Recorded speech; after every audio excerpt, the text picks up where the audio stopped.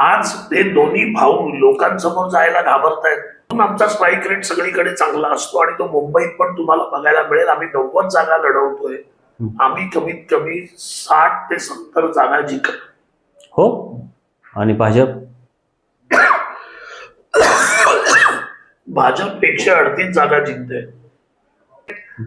जो महापौर होईल तो मराठी असेल, तो हिंदू असेल, मग तो महायुतीचाच असेल, मग तो बीजेपीचा असला काय आमचा असला काय. आता पहिली गोष्ट, असं जर कोण मारवाडी बोलत असेल आणि तो जर मराठी महिलेवर अत्याचार करत असेल तर त्याच्या पहिला कानाखाली आवाज राजू वाघमारे काढेल, ही शिवसेना काढेल.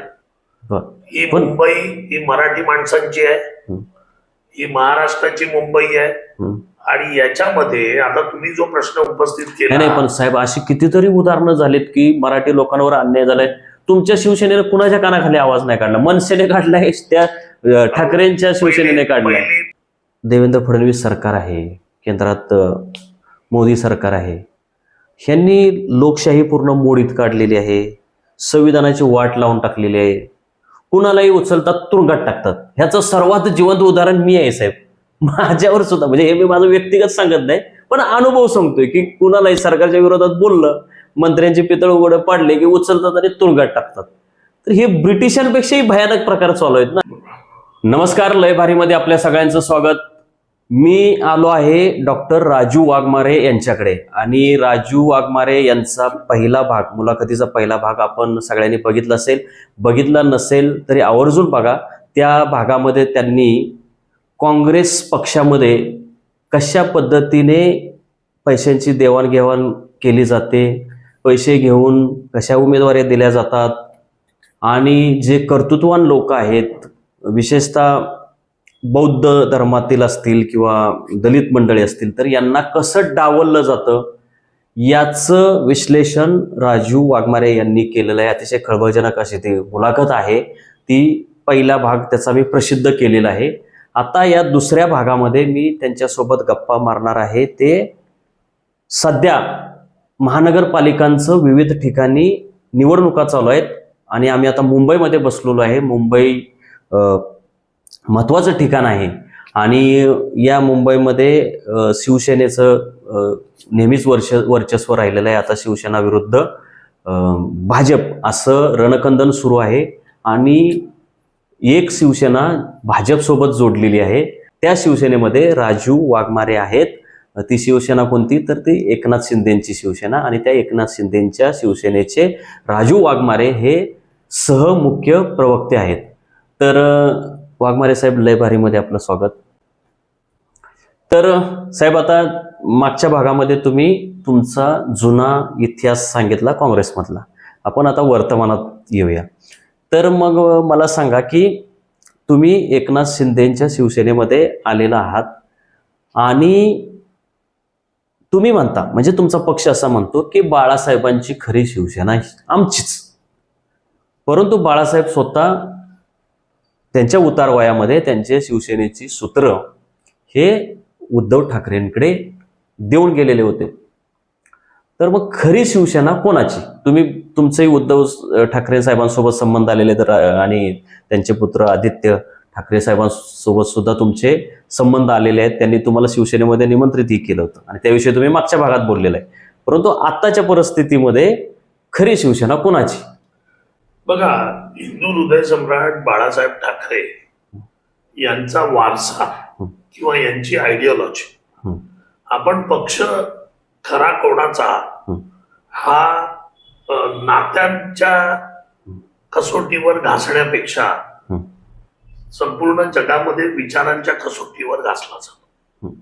आणि हिंदू हृदय सम्राट बाळासाहेब ठाकरेंचे विचार, त्यांची आयडिओलॉजी, त्याच्यातला प्रमुख धागा हा होता की जो त्यांनी, बाळासाहेबांनी कमीत कमी 10-15 वेळा तरी ते बोलले असतील की ज्या दिवशी मला काँग्रेस बरोबर जावं लागेल, ज्या दिवशी मी काँग्रेस बरोबर जाईल सत्तेमध्ये, त्या क्षणी मी माझं दुकान बंद करेल, शिवसेना बंद करेल, पण मी जाणार नाही. बाळासाहेबांनी काँग्रेसला राष्ट्रपती पदासाठी इकडे तिकडे कधी पाठिंबा दिला, हं. पण काँग्रेसच्या मांडीवर जाऊन बसून काँग्रेस बरोबर सत्तेत बसणं हं. हे कधीच हिंदू हृदय सम्राट बाळासाहेब ठाकरेंना मान्य नव्हतं. हं. आणि हा जो प्रमुख विचार आहे, हिंदुत्वाचा जो विचार आहे, हं. त्याला कम्प्लीट तिलांजली हं. उद्धव साहेबांनी दिली. हं.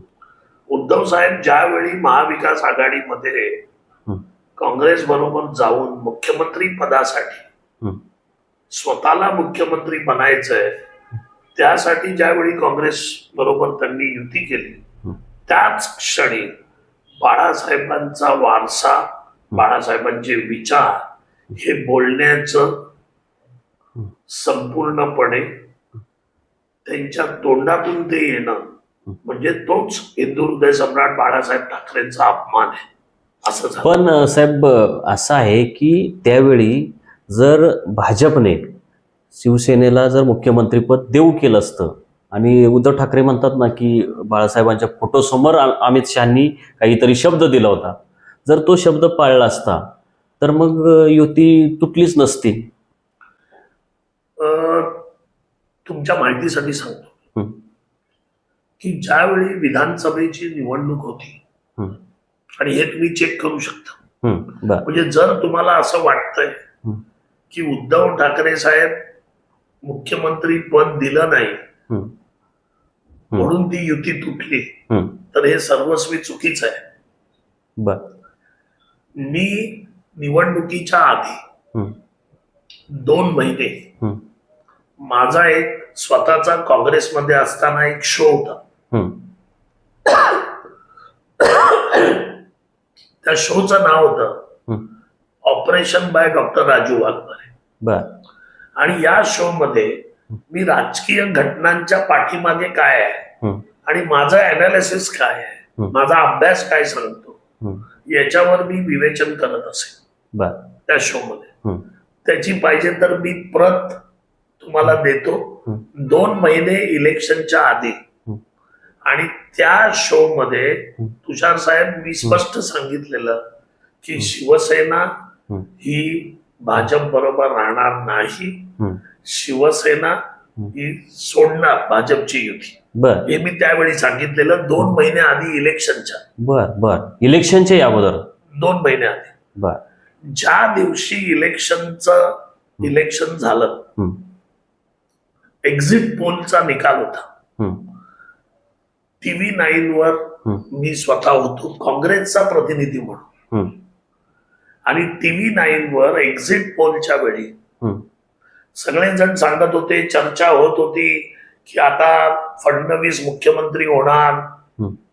आदित्य ठाकरे उपमुख्यमंत्री होणार हं. किंवा उद्धव ठाकरे मुख्यमंत्री. ही सगळी चर्चा एक्झिट पोलच्या दिवशी चॅनलवर चालली होती, ज्या चॅनलच्या डिबेटमध्ये राजू वाघमारे बसले होते. बरं. आणि त्या दिवशी मी TV 9 वर स्पष्टपणे सांगितलं बरं. की तुम्ही जे म्हणताय ते सगळं चुकीचं आहे. हं. या निकालानंतर असं घडेल हं. की एक तर शिवसेना आणि राष्ट्रवादी एकत्र येतील, हं. काँग्रेस बाहेरून पाठिंबा देईल, हं. किंवा शिवसेना काँग्रेस आणि राष्ट्रवादी एकत्र येतील बरं. आणि हे 3 पक्ष एकत्र येतील, भाजप बाजूला जाईल. हं. हे ज्यावेळी मी प्रेडिक्शन केलं चॅनलवर, हं. तुम्ही आजही ते काढून आर्काइव्ह बघू शकता हं. की it was a breaking news. आणि मला विचारलं निखिलाने, हं. जी अँकर होती, हो. तिने मला विचारलं, हे मी बोललो ही अधिकृत भूमिका मी सांगतोय हां.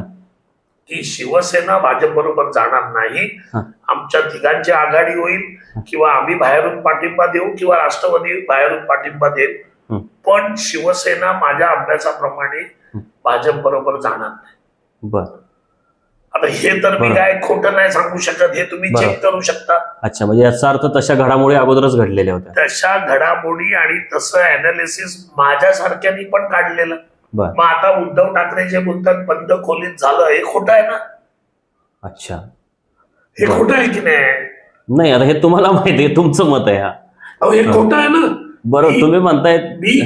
बघा मी जे म्हणतोय ना हे तुम्ही त्या दिवसा एक्झिट पोल कोणत्या दिवशी आला आर्काइव्ह मध्ये जाऊन बघू शकतो. TV 9चं प्रिंट का ते क्लिप काढू शकतो, बघू शकतो.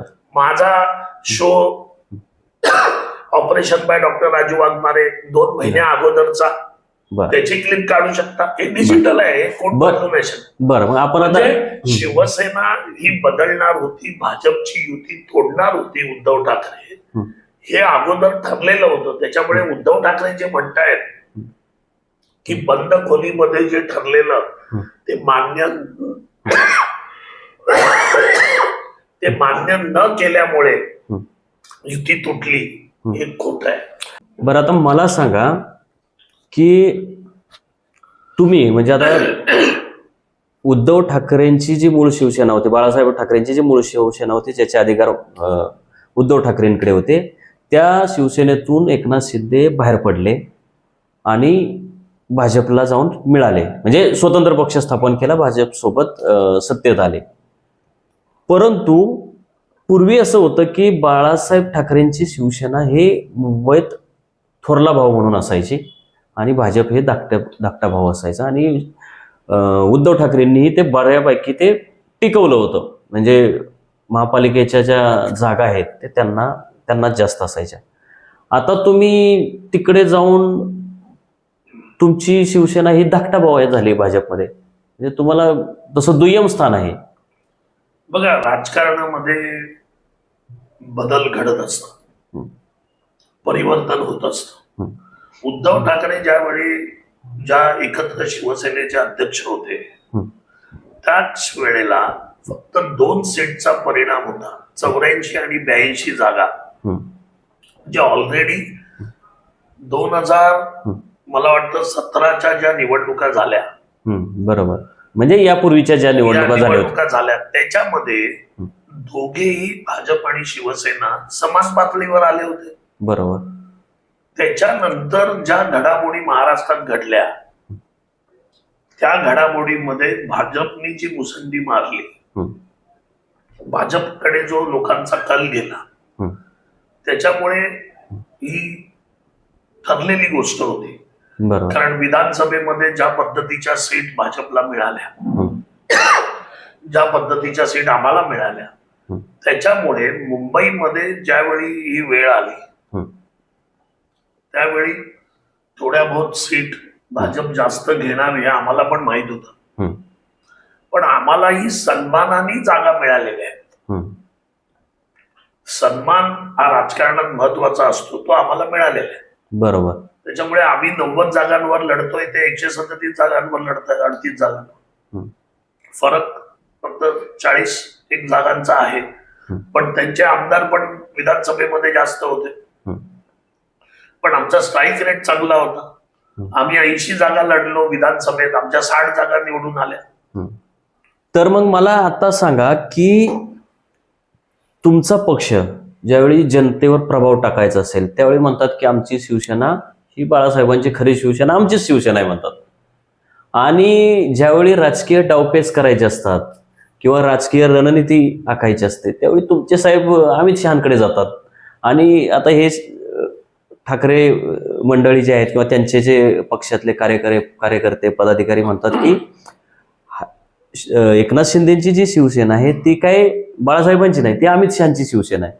त्याच्यावर तुम्ही काय सांगाल? आणि दिसतंही तसंच. नाही, पहिली गोष्ट ही तुमची स्टेटमेंट कम्प्लीट चुकीची आहे.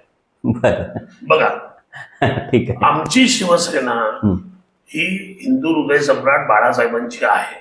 हे कशावरून? पहिली भूमिका अशी आहे की सुप्रीम कोर्टाने पण आमच्या शिवसेनेला अधिकृत शिवसेना म्हणून स्वीकारलेला आहे.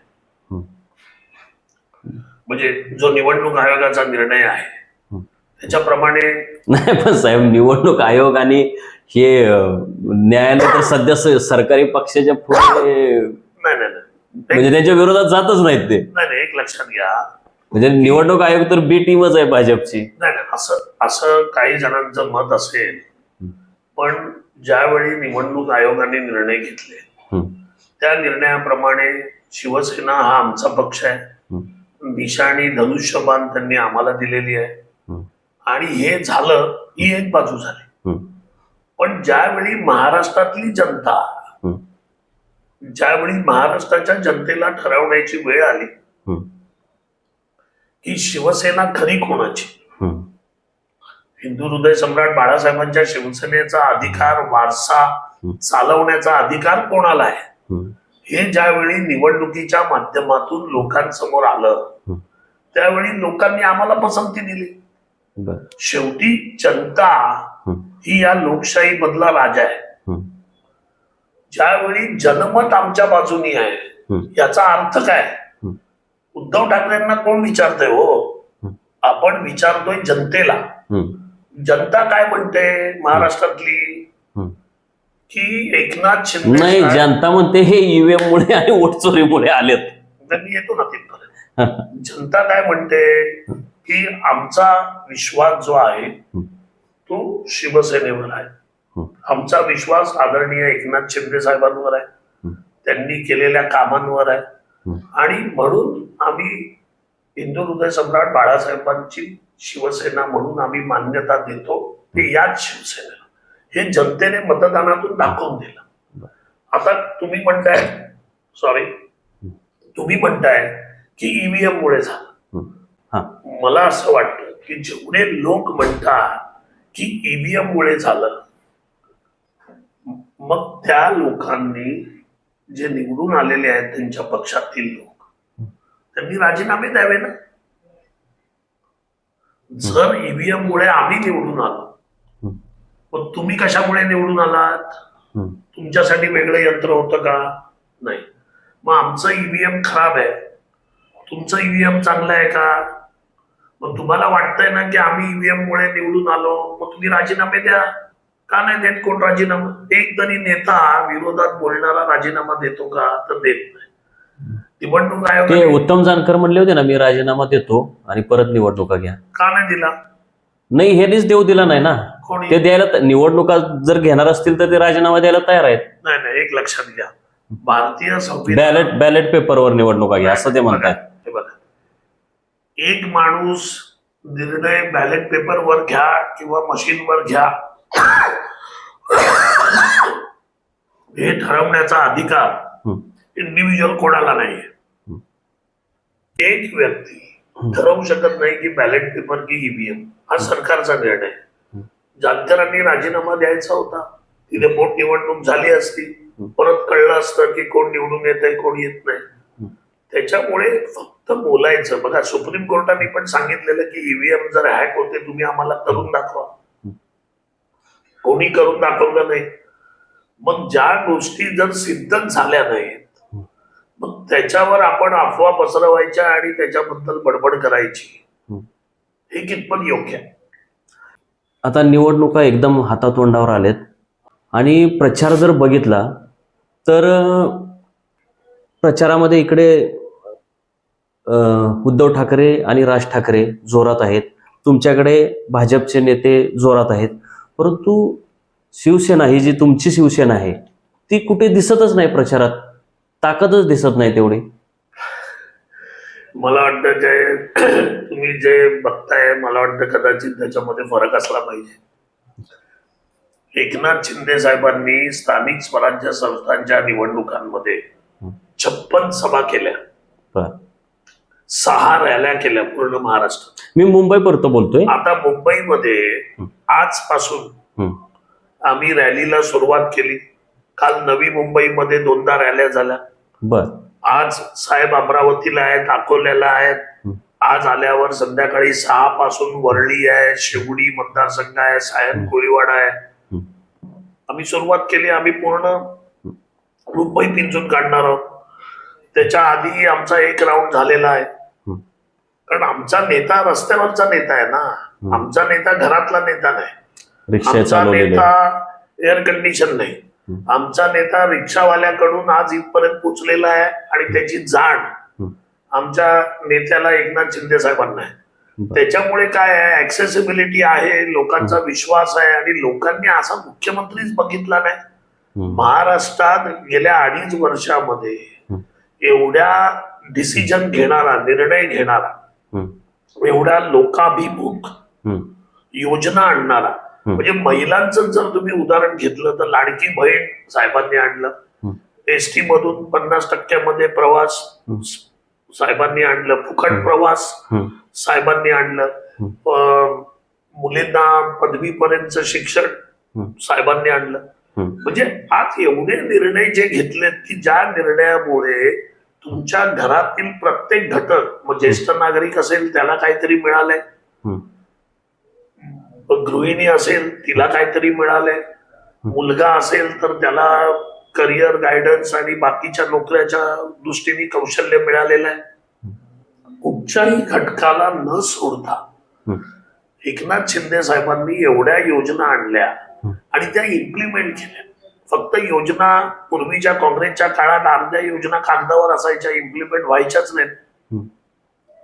आज त्या योजना इम्प्लिमेंट करून सामाजिक स्तरावर घराघरामध्ये पोहोचण्याचं काम आम्ही केलंय. त्याच्यामुळे आम्ही सगळीकडे आहोत, म्हणून आमचा स्ट्राईक रेट सगळीकडे चांगला असतो आणि तो मुंबईत पण तुम्हाला बघायला मिळेल. आम्ही 90 जागा लढवतोय, आम्ही कमीत कमी 60 ते 70 जागा जिंकतो. हो. आणि भाजप 138 जागा जिंकते.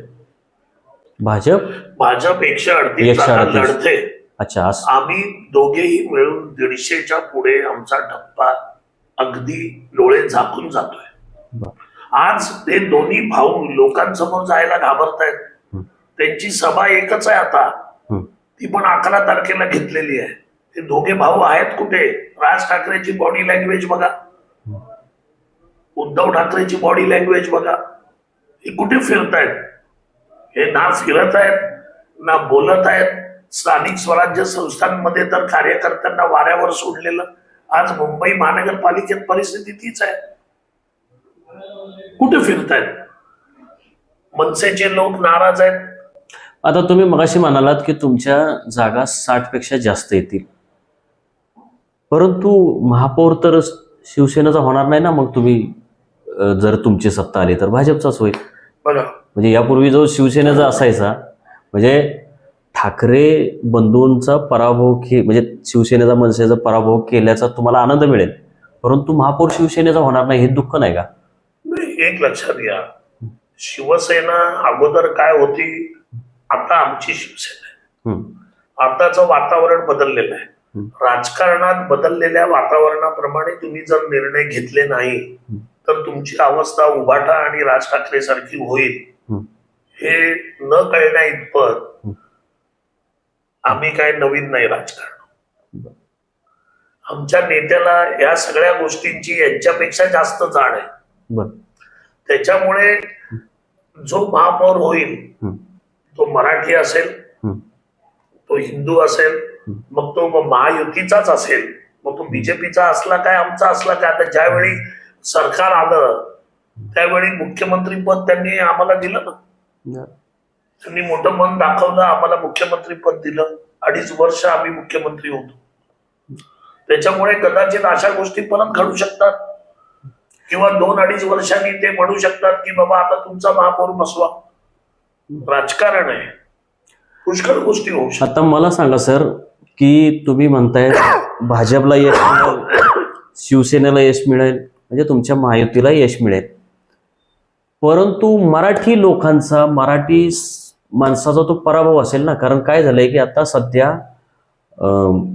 अमित शहा असतील, नरेंद्र मोदी असतील, यांचे म्हणजे हे मुंबईचे सगळे उद्योग घेऊन निघालेत गुजरातला. मुंबईवर त्यांचं काही प्रेम नाही असं दिसतंय. आणि अदानी सारखा एवढा गलेलट्ट उद्योजक इथं धारावीच्या बोकांडे आणून बसवलेलं आहे. तर हे जे मुंबईची वाट लावण्याचं जे काम चालू आहे भाजपकडनं, तुमचा पक्ष त्याच्यात सहभागी आहे, मग हा मराठी लोकांचा किती मोठा पराभव असेल? मला असं वाटतं की आपण कोणत्या चष्म्यातून जगाला बघतो याच्यावर आपल्याला त्या जगाचा जो चष्म्याचा कलर असतो त्याच्यावर आपल्याला जग दिसत असतं. आता उभाटा, राज ठाकरे किंवा इतर विरोधकांच्या चष्म्यातून त्यांना जग काळं दिसतं. त्यांना असं दिसतं की अदानी सारखा माणूस इकडे आलाय आणि तो धारावीच्या तुम्ही शब्द वापरला की त्यांच्या बोकांनी बसलाय, या चष्म्यातून तसं दिसणार. पण आमचा चष्मा काय म्हणतो की गेली 60-70 वर्ष जे धारावीचे लोक ज्या परिस्थितीमध्ये आयुष्य काढतायत, गावातले आपले गोठे चांगले असतील पण धारावी मधलं घर चांगलं नाहीये, तिथे कसली पाण्याची व्यवस्था नाहीये, सांडपाण्याच्या बाजूला आमच्या गृहिणी स्वयंपाक करतात.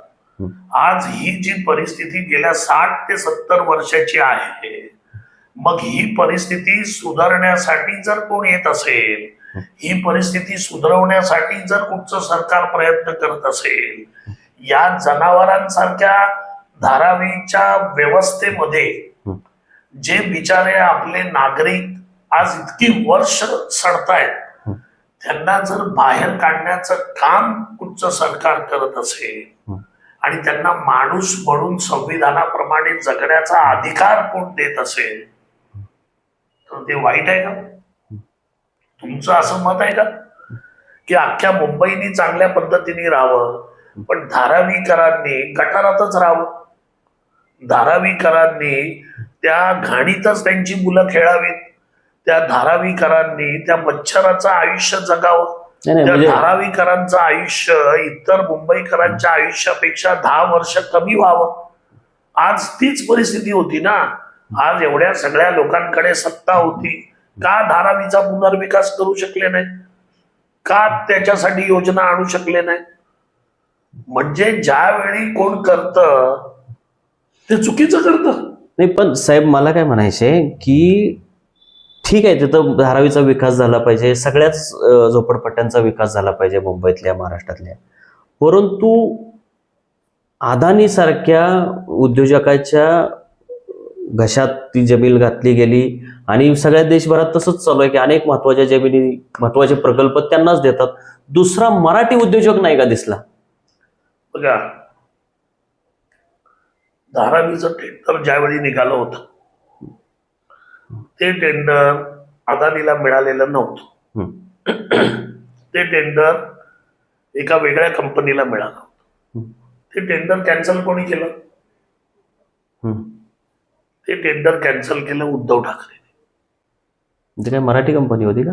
नाही, ती बाहेरची कंपनी होती. मराठी कंपनी धारावी सारखा एवढा मोठा प्रकल्प करण्यासाठी त्यांना जॉईंट व्हेंचर लागेल आणि कोण पुढे आलेलं नाहीये. सर, मुंबईमध्ये म्हाडाच्या वतीने शिर्केदर करतायत ना, मराठी माणूस चांगलं काम करतो. मी उदाहरण दिलं, म्हणजे त्यांना द्यावं असं काय नाही, कोणी करू शकतं ना. हाऊसिंगचं ज्ञान माझा चांगला अभ्यास आहे. मुंबईत पिढी चाळीचा प्रोजेक्ट मी केला, म्हणजे मी सगळं त्याचं आंदोलनं केली आणि तो प्रोजेक्ट शेवटी आता नावारूपाला येऊन घरं आम्ही देतोय. धारावी सारखा प्रोजेक्ट करण्याची ताकद मराठी उद्योजकामध्ये नाही, हे मी ठामपणे सांगतो. पण तेवढा मोठा उद्योजकच नाही, त्याला मदत घेऊन हाऊसिंग मध्ये काम करावं लागेल. आज अदानींसाठी त्यावेळेच्या जे टेंडर बदललं ते उबाटाने बदललं आणि त्या माणसाला टेंडर मधून नियमाप्रमाणे जर तो प्रोजेक्ट मिळाला असेल तर वाईट काय? हा, त्या प्रोजेक्ट प्रमाणे जी घरं द्यायची ते जर ते देऊ शकत नसतील तर आपण त्यांच्यावर बोट टाकू शकतो. पण त्या जर गोष्टी तशा पद्धतीने होत असतील, त्यांना घरं मिळत असतील, त्यांचं आयुष्य सुधरत असेल, या मुंबईचं नाव, मुंबईचा नकाशा बदलत असेल, तर मग मला काय फरक पडतोय की तिथे अदानी नाव आहे की तुषार खरात नाव आहे की अडवाणी नाव आहे की अजून कोणाचं नाव आहे?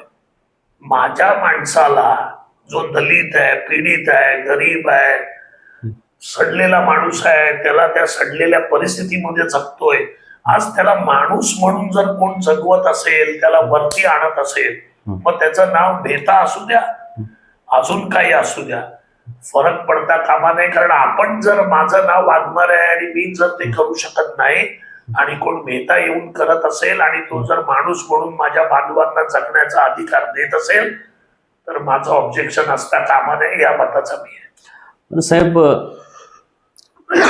मला हे सांगा, आता मुंबईमधले ज्या मोठ्या संस्था होत्या म्हणजे जागतिक आर्थिक केंद्र होतं, त्याच्यानंतर ACC सारखा सिमेंट कंपनी असेल, हे सगळे तिकडे गुजरातला घेऊन गेलेले आहेत.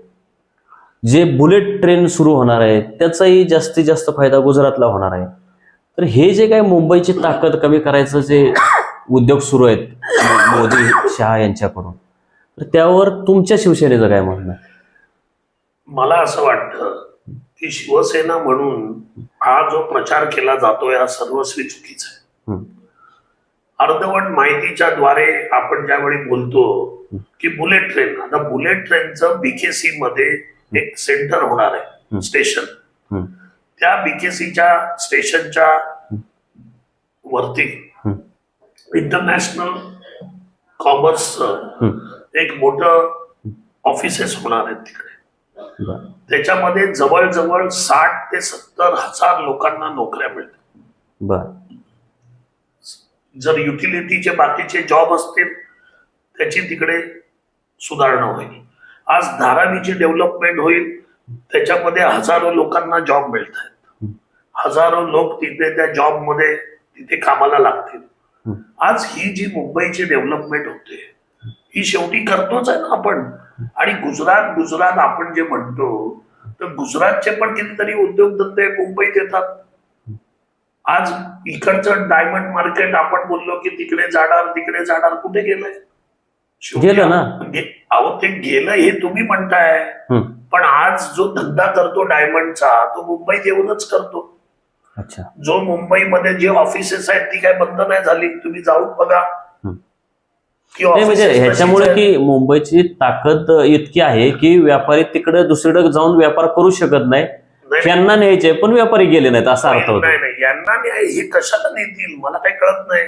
ते देश चालवत आहेत. मुंबई आर्थिक राजधानी आहे. मग आर्थिक राजधानी कमी करायची म्हणजे स्वतःच्या पायावर दगड मारायचा प्रयत्न कोण करणार आहे हो? हे मूर्खासारखे विरोधकांनी उपस्थित केलेले हे प्रश्न आहेत. त्याच्यामुळे मुंबईचं महत्व कमी करणार, मुंबईचे उद्योगधंदे देणार. अहो पण मुंबई जर आर्थिक राजधानी माझ्या देशाची आहे, मी त्याचा पंतप्रधान आहे, तर मी ती चूक का करेल? साधा प्रश्न आहे हा. त्याच्यामुळे ह्या अशा प्रकारच्या कोणत्याही गोष्टी नाहीत. हे सगळं थोतांड आहे. आज BKC बघा, मुंबईतल्या जागेंचे भाव बघा, आज उद्योगधंदे बघा. प्रत्येकाला, आता मी अमेरिकेत होतो, प्रत्येकाला वाटतं की मुंबईमध्ये येऊन बिझनेस करायला पाहिजे. मुंबईकडे वेगळ्या नजरेने बघितलं जातं. लोक येऊन इन्व्हेस्टमेंट मुंबईमध्ये करतात. त्याच्यामुळे मुंबईचं महत्व आयुष्यात कमी होणार नाही.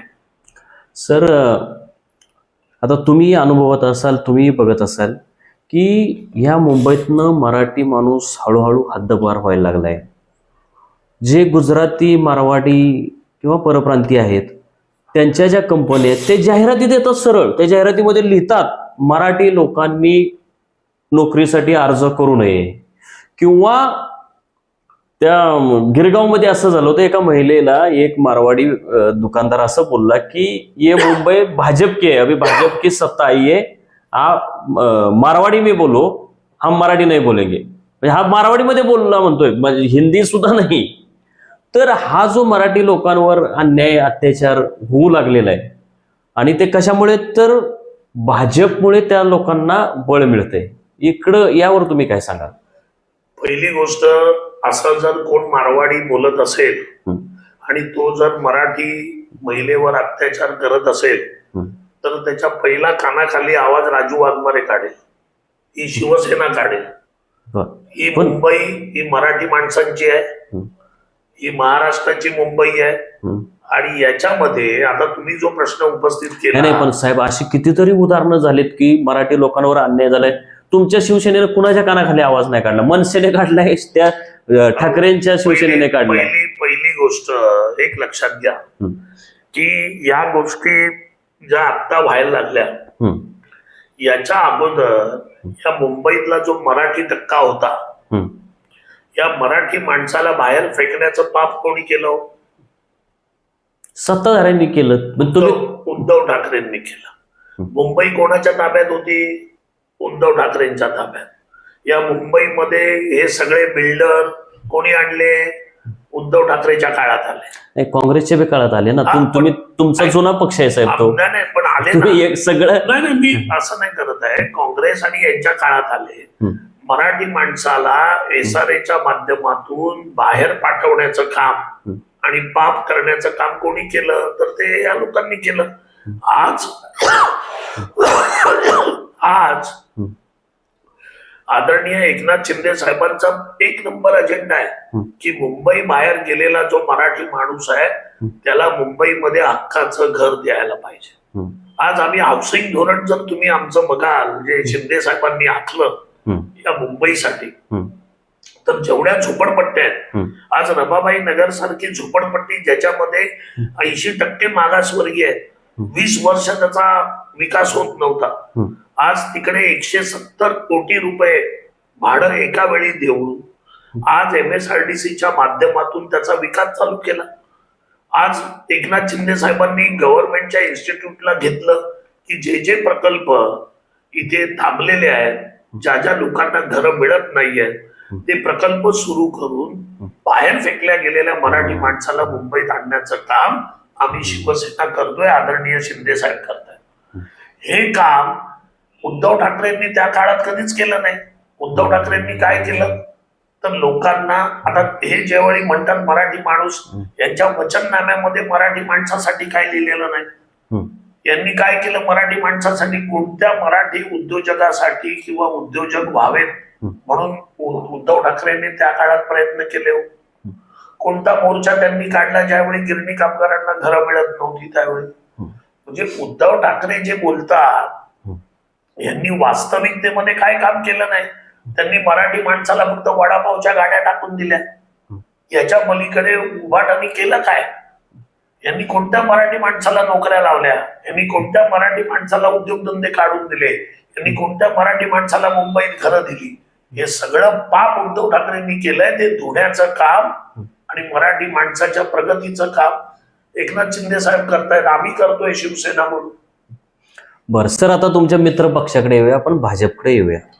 भाजप म्हणजे ते असा काही प्रचार करतायत की या मुंबईचा विकास आम्हीच केलाय आणि ते करत असताना ते थापा मारतायत. तुमच्याही लक्षात येईल, मी तुम्हाला सांगतो.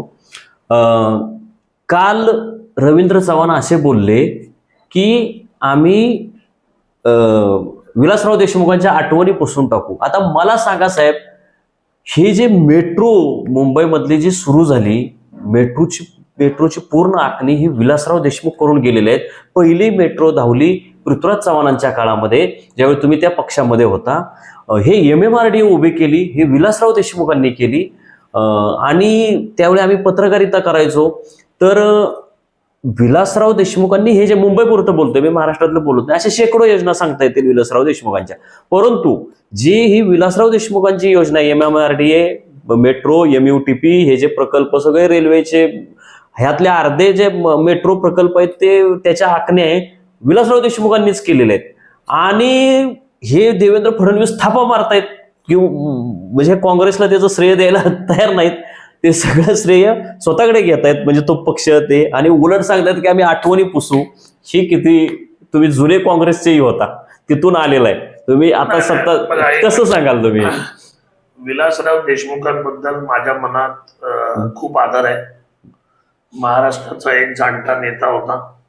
ज्या पद्धतीने विलासरावांनी महाराष्ट्रात काम केलंय ते कोणी नाकारू शकत नाही.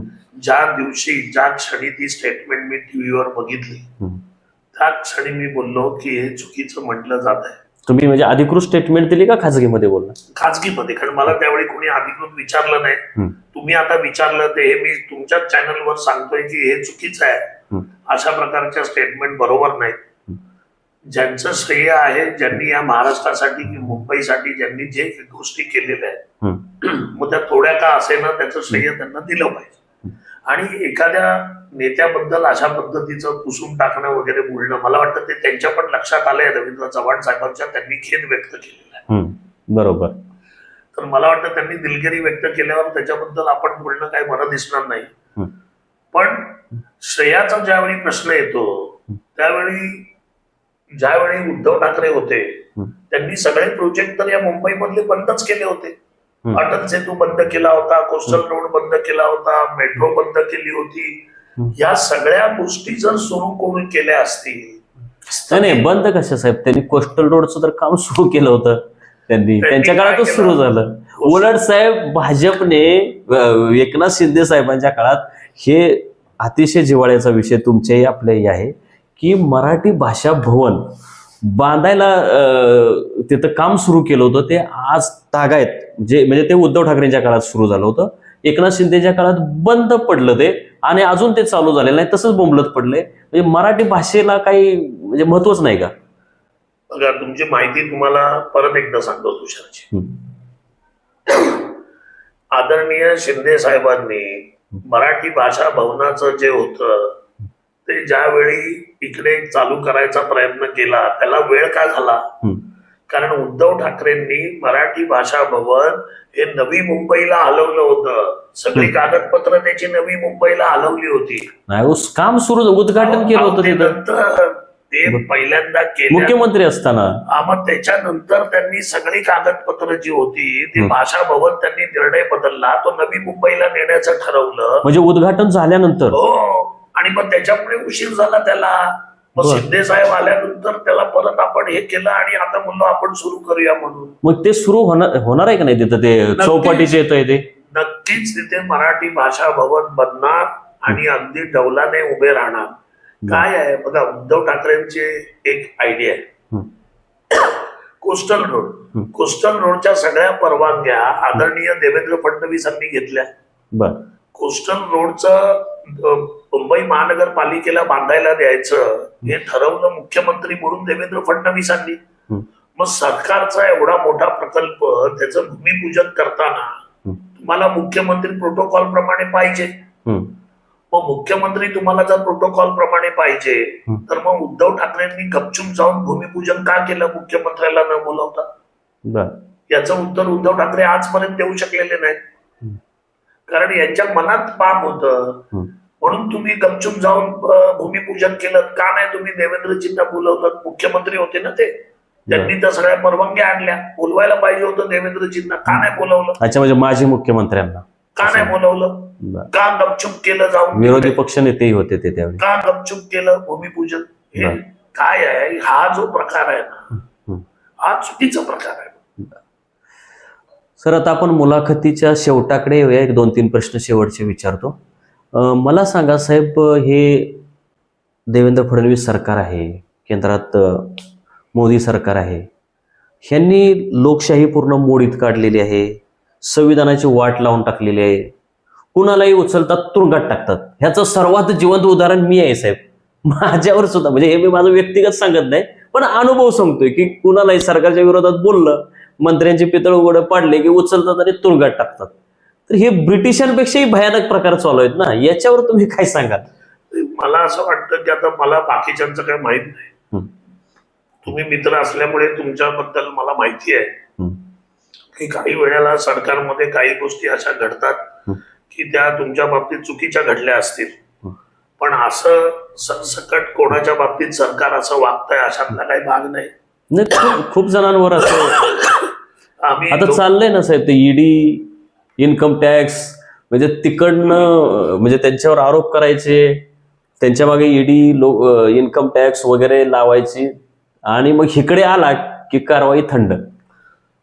असं बघा, काही गोष्टी कशा आहेत, आता काही गोष्टी इकडे आल्यानंतर पण त्याच्या चौकशी चालू आहेत काही जणांच्या. आता नवाब मलिक या बाजूला आले अजित पवारांबरोबर, त्याच्या लगेच तुरुंगातनं बाहेर काढलं त्यांना. त्यांच्या चौकशी चालू आहेत. आता तुरुंगातनं आले ना बाहेर ते. संजय राऊतांना का बाहेर काढलं? ते त्यांच्या मेरिटवर बाहेर आले. हा फरक आहे विरोधकांचा. जर काही घडलं तर ते मेरिटनी घडलं, घडलं नाही तर सरकारने घडवलं नाही. काय आहे अहो सर, माझ्या केसमध्ये तर न्यायालयाने फार सरकारची आबरू काढली, त्या मंत्र्यांची टीका केली की चुकीच्या पद्धतीने कशी अटक झाली असे. मी काय सांगतो की मी न्यायालयाला मानणारा माणूस आहे, मी स्वतः वकील आहे. तुमच्या बाबतीत जे घडलं ते चुकीचंच घडलं. ज्यावेळी न्यायालय असं म्हणतं त्यावेळी आमचं पण तेच मत आहे की चुकीचं घडलं, ते व्हायला नको पाहिजे होतं. पण तुमच्या सारख्यांचं एखाद दुसरं उदाहरण सोडलं तर 99 उदाहरणांमध्ये असं काहीही सरकार म्हणून होत नाही. बरं. तुमच्या बाबतीत झालेली ती चूकच होती असं म्हणावं लागेल, पण इतरांच्या बाबतीत त्यांच्या चुका असल्यामुळे त्या गोष्टी होतात. कारण शेवटी कायद्याचं राज्य आहे. आज जर हे कायद्याचं राज्य नसतं तर मग कोर्टाने तुमच्या बाबतीमध्ये अशा प्रकारची वक्तव्य आणि स्टेटमेंट दिल्या नसत्या निर्णयामध्ये. ज्यावेळी कोर्टाने दिलं याचा अर्थ हे लोकशाहीचं राज्य आहे, याचा अर्थ हे कायद्याचं राज्य आहे. त्याच्यामुळे सरकार म्हणून आम्ही पाहिजे ते करू शकत नाही. आणि आमचे जे नेते आहेत ते तर याच्या विरोधात आहेत. ते सामान्यांचे नेते आहेत, सामान्यांचा तो नाथ आहे, अनाथांचा एकनाथ. त्याच्यामुळे ते अशा पद्धतीच्या कुठच्याही गोष्टी होऊ देत नाहीत. प्रश्न आहे की तुमच्या बाबतीत जे घडलं ते चुकीचंच घडलं, ते घडायला नको पाहिजे होतं. आणि अशा प्रकारच्या चुका होऊ नये त्याच्यासाठी सरकार म्हणून आम्ही प्रयत्न करतोच आहे. पण सरसकट सरकार असं वागतंय असा जो एक गैरसमज पसरवला जातोय तो संपूर्णपणे चुकीचा आहे. आम्ही लोकशाहीला मानणारे आहोत. मुख्यमंत्री उपमुख्यमंत्री लोकशाहीला संविधानाला मानणारे आहेत आणि अशा प्रकारची कुठची कामं आम्ही करत नाही. या महाराष्ट्राला आणि मुंबईला प्रगतीकडे, डेव्हलपमेंटकडे आणि विकासाकडे नेण्याचं काम आमचं हे सरकार करतंय. आणि शिवसेना म्हणून मला माझ्या नेत्यांचा, एकनाथ शिंदेचा अभिमान आहे की त्यांच्या एवढा मी काँग्रेसमधून असताना इतरही ठिकाणी खूप नेते बघितले, पण खऱ्या अर्थाने सामान्य माणसाचा कळवळा असणारा, एखाद्या गोष्टीचं महत्व जाणून ते इम्प्लिमेंट करणारा, रस्त्यावर उतरणारा पहिला नेता मी बघितला की जो एवढा स्पष्टपणे लोकांसाठी दिवस रात्र काम करतो असा नेताच बघितला नाही मी. त्याच्यामुळे म्हणजे hats off to Eknath Shinde साहेब, माझा नेता आहे म्हणून नाही, पण असा बघितलाच नाही मुख्यमंत्री की जो रस्त्यावर उतरून रस्ते साफ करतो. असा मुख्यमंत्रीच बघितलं नाही की जो गाडी थांबवून ऍक्सिडेंट झाल्यावर स्वतः त्या माणसाला उचलतो. असा मुख्यमंत्री बदलला नाही की जो टेकडी चढतो, ज्यावेळी त्याला सांगितलंय की टेकडी चढू नका, प्रकृतीवर परिणाम होईल, सलाईन लावून माणूस लावून काम करतो. अशा व्यक्तींच्या बरोबर मी आहे याचा मला अभिमान आहे. आणि ते आहेत, शिवसेना त्यांच्या जोरावर आहे आणि शिवसेना त्याच पद्धतीने काम करेल. धन्यवाद सर. आपण थांबूयात. तुम्ही धन्यवाद. चांगले 2 विस्तृत मुलाखती मला दिल्या, दोन्ही भाग चांगले झाले. हे इलेक्शन मुंबईचं विशेषतः कोण जिंकेल कोण हरेल याच्यापेक्षाही मराठी माणूस जिंकावा, मराठी माणसाचं भलं व्हावं अशी मी अपेक्षा व्यक्त करतो आणि आपण रजा घेऊयात. धन्यवाद. खूप छान वाटलं आणि आय होप की मी तर सगळं मनातलं बोललोय. आता तुम्ही किती दाखवताय त्याच्यावर आहे. सगळं दाखवणार. इकडे माझा कोणी, मी विकलेला पत्रकार नाही आणि मी संपादकही मीच, वार्ताहरही मीच आणि मालकही मीच आहे. त्याच्यामुळे आणि आता मी कोर्टात चक्रा मारतोय. माझ्यावर 11 केसेस साधारण आहेत, 10-11 असतील. त्यामुळे कोर्ट हे पत्रकारांच्या बाजूने असतं. संविधान अभिव्यक्ती स्वातंत्र्यानुसार त्यांना अधिकार आहे टीका करायचा, मुलाखती घ्यायचा. त्याच्यामुळे मला काय कुणाच्या दबावाला मी झुकणारा माणूस नाही आणि माझ्यावर दबावही कुणी टाकत नाही. माझा स्वभाव लोकांना माहित आहे. त्यामुळे हे तुम्ही जे बोललंय दोन्ही भागामध्ये ते सगळं मी पब्लिश करणार आहे. थँक्यू. धन्यवाद.